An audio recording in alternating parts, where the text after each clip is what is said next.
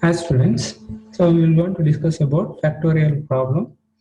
So we will going to solve this problem using recursive method. So there is a function, you can able to see this function, simple function.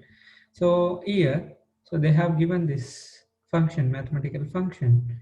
So how to solve if you assume the value n is equal to 3 or 5 like that, how will going to calculate the factorial for that particular number. See, these are the cases we have to keep in our mind. So if n is equal to 0, we have to return the value 1.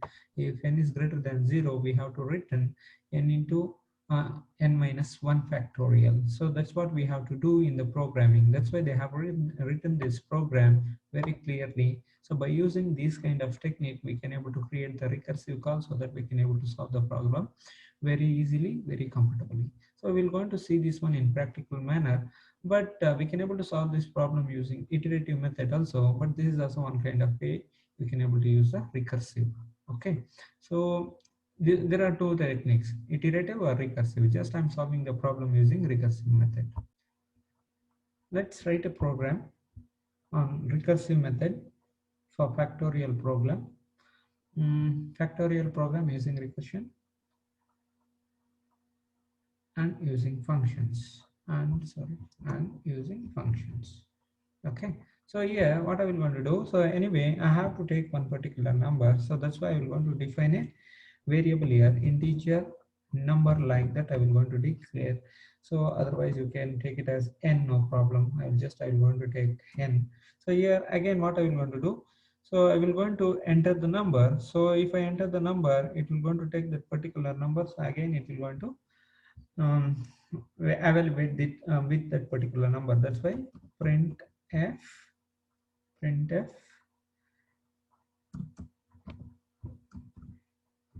So what I will want to write, enter a number, enter enter a number to find its factorial, to find its factorial. So that is more than enough. So already I have declared a variable. Just you take the input from the user. That's why I will want to write here. So that is scanf function. So to take the input, so here %d. So because it's an integer, again comma. So here ampersand n, because we are taking the n values inside for the input. Okay, that's clear here. Again, we have after entering the input value, so we have to pass this input value to the function. So that's why we have to create a function here. So that's why I want to create a function that is called it as int. Return type is integer. Factorial is my function. Is a defined function. I will going to take the input, whatever the value I will going to enter, that will be taken here. So that's why I will going to take integer n is my input. So that is my parameters.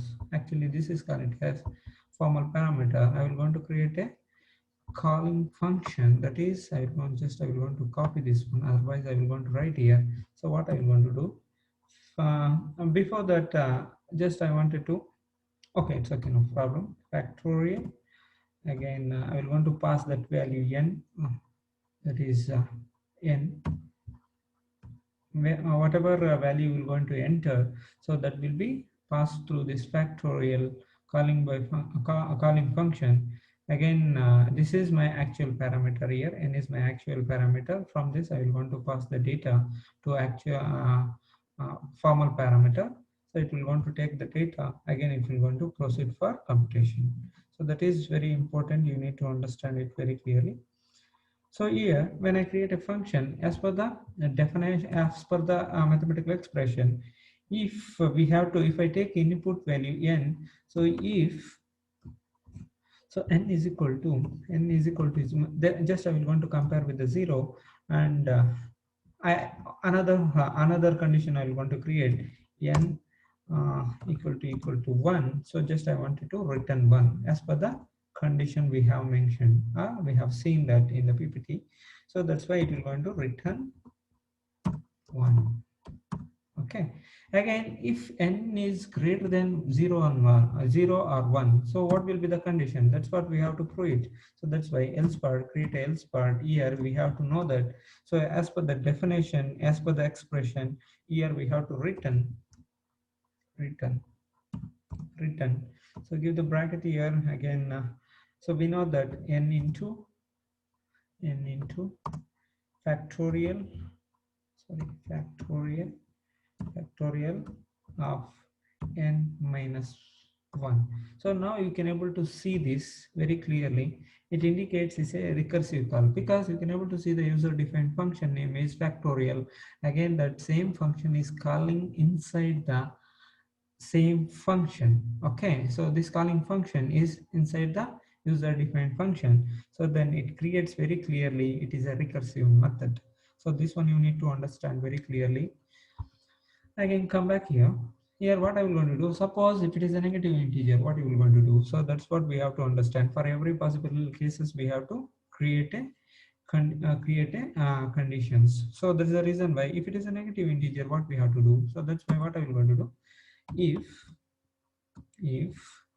number n is less than 0, okay, we're going to take, because if it is minus 1 like that, if they give if the user gives minus 1 like that, what they will go, so what it will going to give, that's also one kind of condition. So that's why printf I will want to say if it is less than 0, suppose minus 1 like that, so factorial of negative number not possible, so we cannot able to execute that number. Okay, so then the negative number is not possible.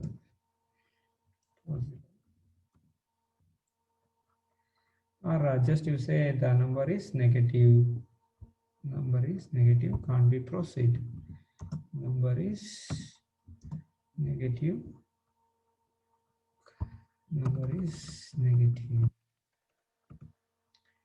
can't be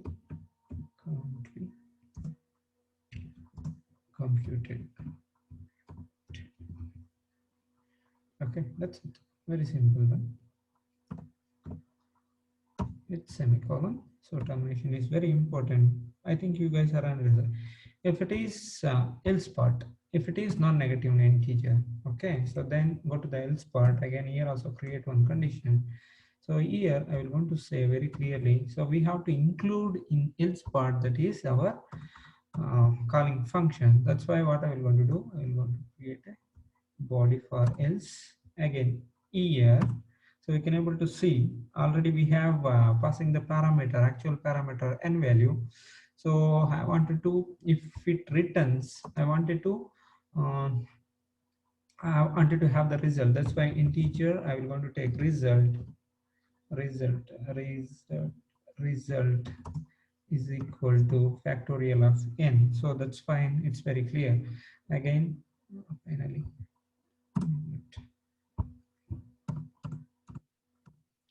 so here close the bracket. So again, if it is greater than n, if it is greater than n, definitely it will come here. Again, it will going to give the input value to actual parameter. Again, from the actual parameter, it will going to take the input to the formal parameter. Again, the process will going to happen. So here, what we have to do,